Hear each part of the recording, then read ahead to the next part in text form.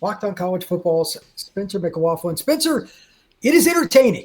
That much I can say right now. I'm sure your show is just like limitless, and it should be. It's the same thing with mine. So let's dive in. My pet peeve are all these schools that act shocked when something doesn't work out. Most coaches don't, but yet they've got these guaranteed contracts.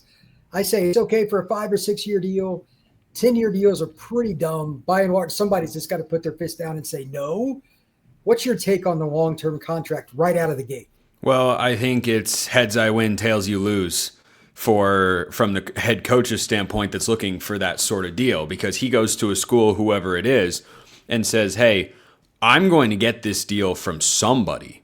If that somebody isn't you, I will get the offer. So if you really want me to come be your head coach, then you're going to go to my agent and you guys are going to get together and you're going to figure it out.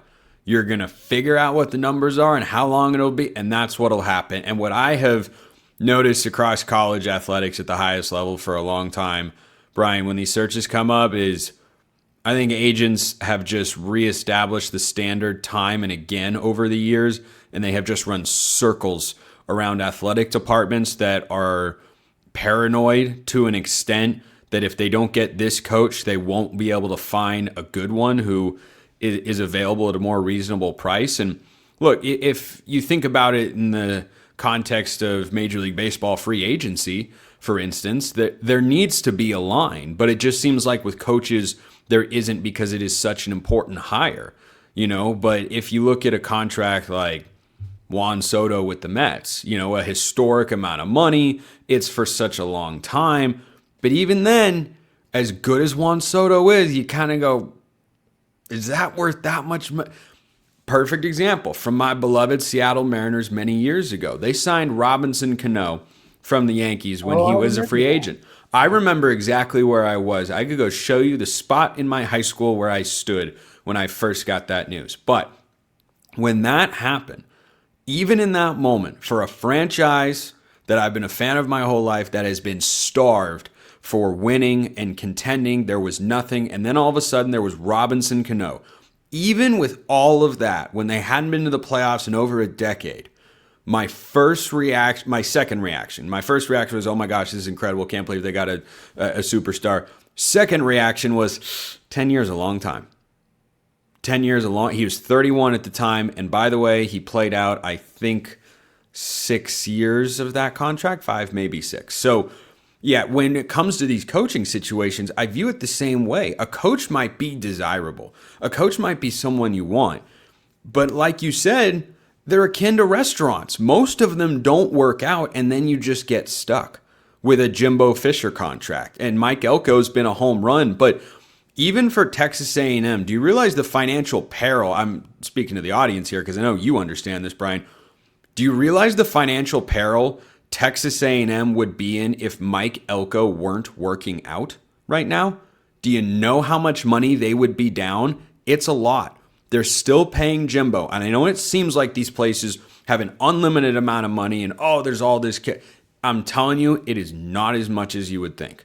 It is harder to come up with that money for some of these schools, even at the highest levels, than you'd think. But I think the coaches that have been bought out, James Franklin, Brian Kelly, Billy Napier, I think part of that's been driven by the success of programs like Indiana and Vanderbilt, who are controlling their own destiny to go to the playoff. I think these big programs, proud, traditionally great programs in college football, are looking around going, wait a minute. If Vanderbilt and Indiana are in a better place for the playoff than us, this is unacceptable. We can't have this. And so you get the reactionary moves, which I don't disagree with, by the way. But to say there isn't an element of risk when you go look for a new head coach, because when you fire your head coach, Brian, I'll close my point with this, and you go looking for another one, who's got the leverage in that negotiation? The coach who's already in a place where he's well paid and succeeding, or else you wouldn't be going after him if he didn't have those two things, or the school that is desperate to turn themselves into a winner. The only time that it's not that way, and by and large, you're right, is the up-and-comer. And I think that's why IU went with Cignetti. They just hit gold. Don't get me wrong. They didn't know they were getting this. They did not. No. And Clark Lee, like he was successful at Notre Dame as a defense coordinator, but he wasn't even a head coach. And it was his alma mater and all that. They didn't know. So every now and then it kind of works out. They almost fired him. I don't know if they actually got close to him, but that discussion was had at Vanderbilt last year because they were good in 23. And then last year was kind of like, I don't know. We'll see what, or sorry, 2 years ago. Two years ago. I have my seasons flip-flop there. 2 years ago, it was Clark Lee off another, boy, it's just going to be the Vanderbilt rotation. And then Diego Pavia showed up and changed everything the last 2 years. So here's the question. With LSU in the scenario they're in, I'm familiar with the state. I briefly went there for grad school. Like that place is linear a viewpoint of what they should be of any school in the country. Like it is narrow. It should be very high. But the problem with that is the culture and everything. I know they'll probably take this the wrong way. Not many people are going to fit in down there. They're not. And for every Nick Saban who can just figure it out because he loves football so much, he doesn't even know what's going on outside his office. He's just dialed in. 99% of coaches can't be like that with their families and just fit in. How many guys can they get? They're going to fit there that fit what they want and without them breaking the bank because that state is broke. Like it is broke. It's going to be interesting to see how they do it among others. Like A&M's got oil money for days. Totally different animal, which probably makes LSU fans mad because they just got beat by A&M, but it's true. That's why they were able to pay out Jimbo and still go get Elko. It is what it is. So my question then to you, very simply, who would you have at the top of your board if you were LSU? Like I could go in 10 different directions here. What do you got? I think it's a matter of personal preference for who your number one candidate is, but I don't know how Lane Kiffin wouldn't succeed at LSU. I don't know with his track record on the trail, in the portal, on the field. I don't know how he wouldn't succeed with the resources available to him at LSU. Even though it would be round 2 of poaching a Notre Dame head coach, I'd give Marcus Freeman a call because I don't know how he wouldn't succeed there either. Now, John Sumrall is the interesting upside name. I think there's kind of a perception split the difference with Sumrall. He's been a head coach and been successful, but it hasn't been at a high level yet.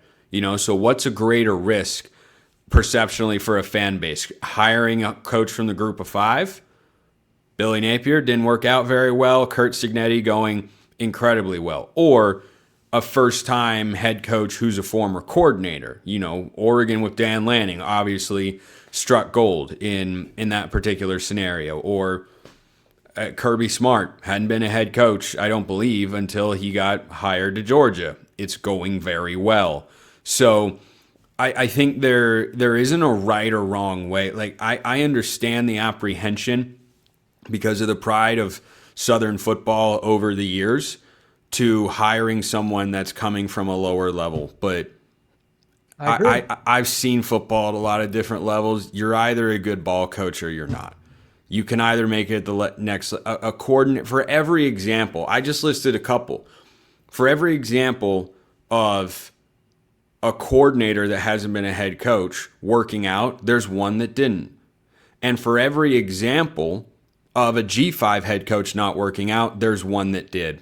So if they hire John Sumrall and it doesn't go according to plan, I won't retcon it and say, that was a terrible hire. You can't hire someone that hasn't been in the SEC before. I don't believe that to be the case. And Kurt Signetti's the best example. He is far from the only example that has worked out making that particular jump. So, yeah, I think if you're LSU, those are the names I'd want to go get. I mean, make Nick Saban tell you no, I guess. 100%. Like, I don't think there's a rush on this, and I feel the same way about the Penn State situation and Florida as well.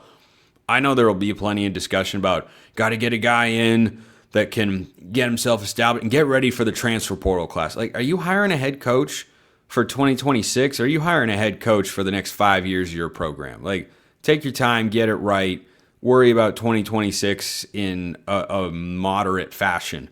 And say, that's not our high priority. We're looking at the long-term outlook, not let's rush and try to get everything right and fit. Let's get Lane Kiffin so that he can come be the portal king and build this roster immediately. Like, no, I think you have to have a little bit of patience there. Kalen DeBoer at Alabama is showing you just that. He was not success. I called his first season in Tuscaloosa a failure. It was, to not be able to go in there and make the playoff. And here he is in year 2. It's going all right.